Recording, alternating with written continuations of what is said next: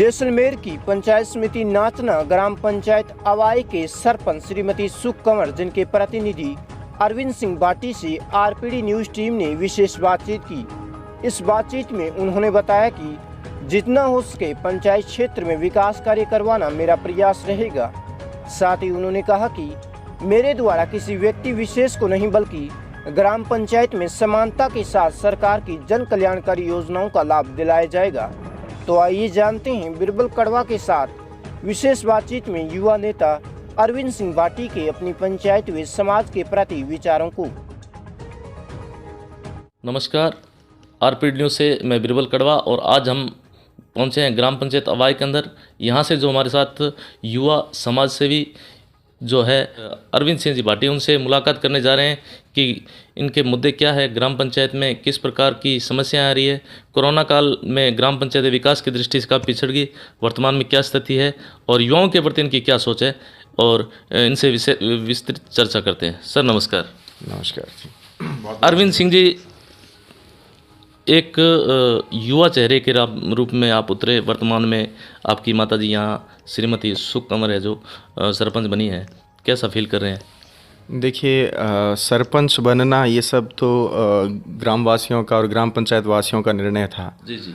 और जो इस लोकतंत्र की लड़ाई में जो सर्वाधिक मत प्राप्त करता है वही सत्ता का अधिकार भी, स्वामित्व भी हासिल करता है। जी जी। तो कहीं न कहीं राजनीति में आने के बाद मेरा व्यक्तिगत अनुभव ये है कि हम वैसे दूर से किसी नेता को देखते हैं तो हमें लगता है कि वाकई में कितनी फ़ैन फॉलोइंग या कितना चाम है। बिल्कुल। पर जब आप करीब से इस चीज़ को देखते हैं, जैसे मैं व्यक्तिगत महसूस करता हूं, तो मुझे लगता है कि उससे कहीं अधिक आपके ऊपर जिम्मेदारियां भी आ जाती हैं। बिल्कुल।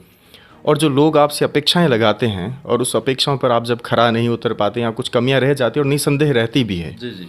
और वो कमियां जब रह जाती तो खुद को भी थोड़ा सा बुरा लगता है और कुछ लोग भी जो निराश हो जाते हैं। तो इस माध्यम से मैं यही चाहता हूं कि कम से कम अपन जितनी कोशिश कर सकें, मुझसे जो संभव हो सके, मैं जितना कर सकता हूं मैं वो 100% देने का प्रयास करूं। जी। युवा चेहरे के रूप में उतरे और एक युवा विचारधारा आप से बिलोंग करते हैं। जिला परिषद का चुनाव भी आपने लड़ा है। राजनीति को किस रूप में देखते हैं आप? देखिए, राजनीति में आना, और वैसे युवाओं को आना भी चाहिए। आज के समय में हम देखते हैं तो वैसे प्रदेश स्तर पर देखें या राष्ट्रीय स्तर पर देखें, युवाओं की बहुत बड़ी भागीदारी है राजनीति में। और मेरा राजनीति में आना वैसे तो अकस्मात प्रवेश हुआ, मुझे खुद को एकदम पता नहीं था कि इतना जल्दी राजनीति में आना पड़ जाएगा।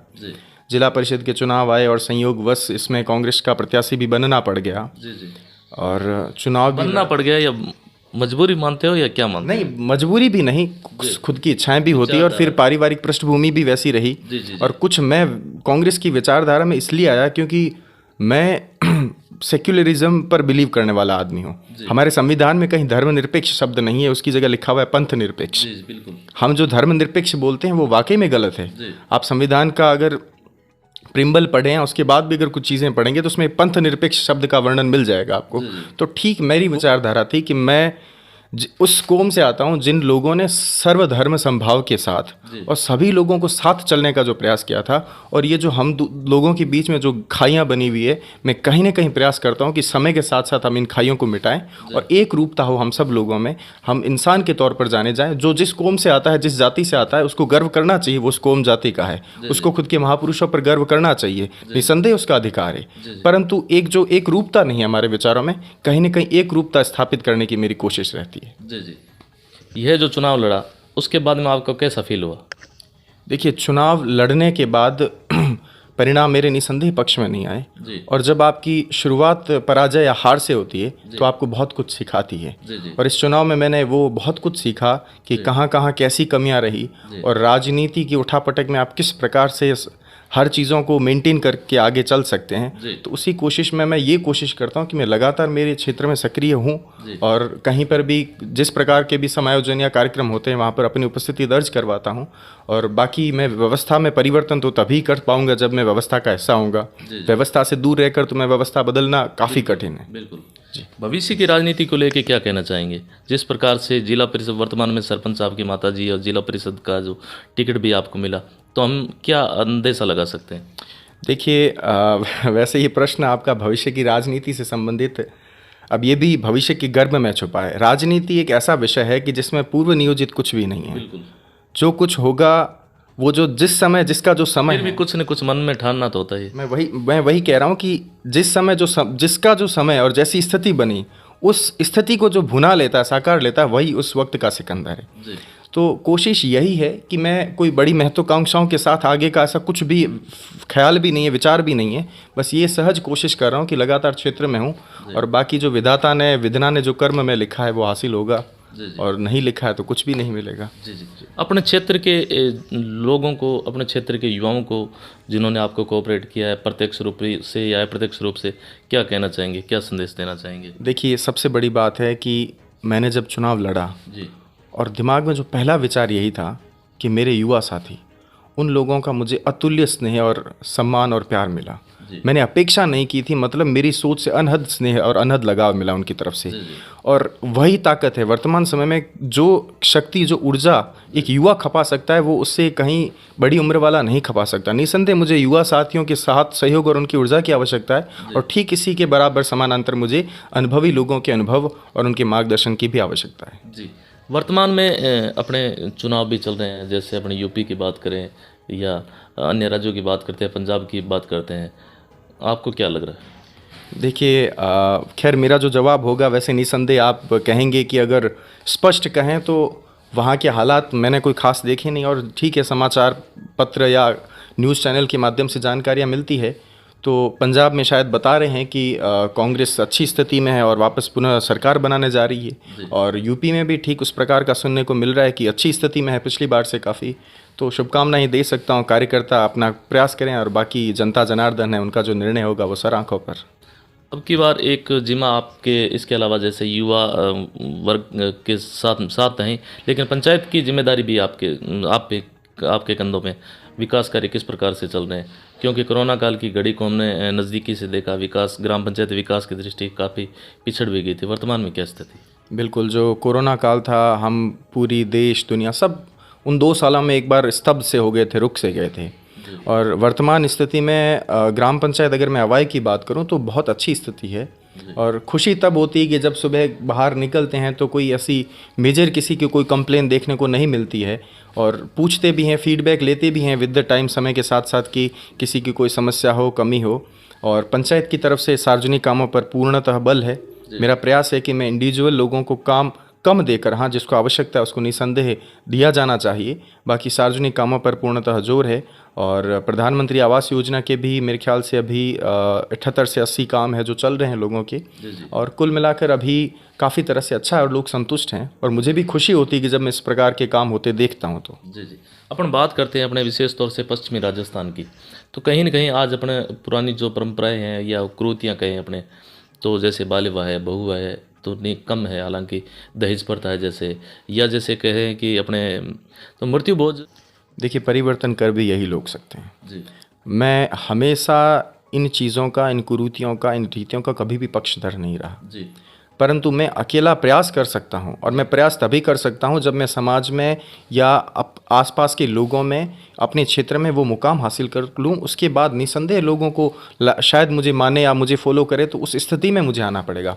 मैं मृत्यु भोज का कभी पक्षधर नहीं रहा, और जिस प्रकार के भी बाल विवाह वो अन्य जिस प्रकार की भी रीतियाँ हो, इनका मैं कभी पक्षधर नहीं रहा और सदैव विरोध करता रहा हूँ। और आज भी जहाँ कहीं भी आवश्यकता होती, बात होती, मैं सदैव इन चीज़ों का विरोध ही करता हूँ।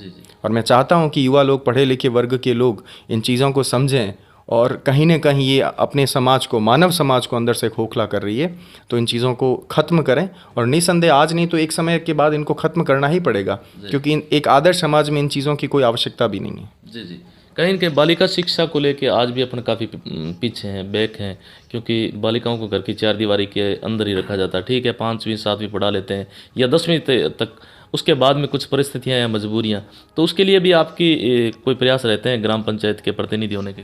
देखिए, ये जो प्रश्न है बालिका शिक्षा को लेकर, हालांकि ग्राम पंचायत अवाय में बहुत अच्छी स्थिति है बालिका शिक्षा को लेकर।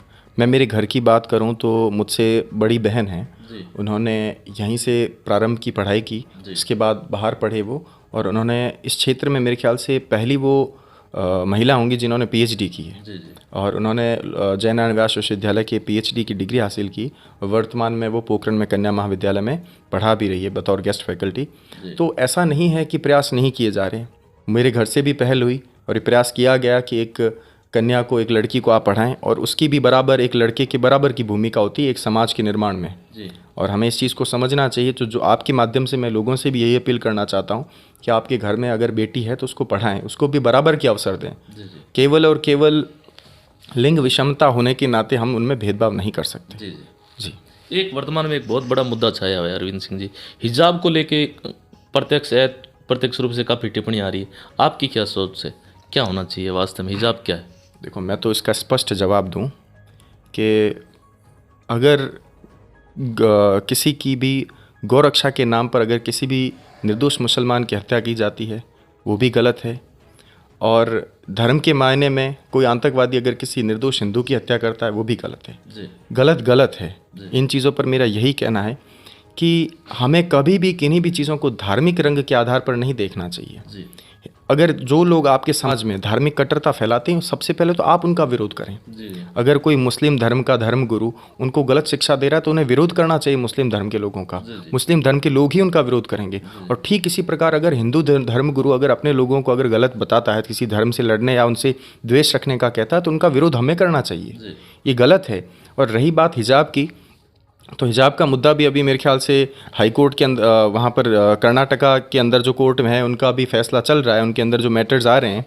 और वैसे देखा जाए तो ये गलत है। इसके बारे में मैं कोई ख़ास टिप्पणी दे नहीं सकता, क्योंकि ये एक ऐसा विषय है और बहुत मतलब संजीदा और बहुत इमोशनली मैटर है। अब इसके ऊपर मैं गलत कहूँ या सही कहूँ, क्योंकि ठीक उसी प्रकार अपने लोग भी जहाँ नारे लगाते हैं और ठीक उसी प्रकार वो भी हिजाब का समर्थन कर रहे हैं, तो इनके बीच की परिपाटी में किसी को सही गलत कहना बतौर उन चीज़ों को जाने वो भी उचित नहीं है। जी जी।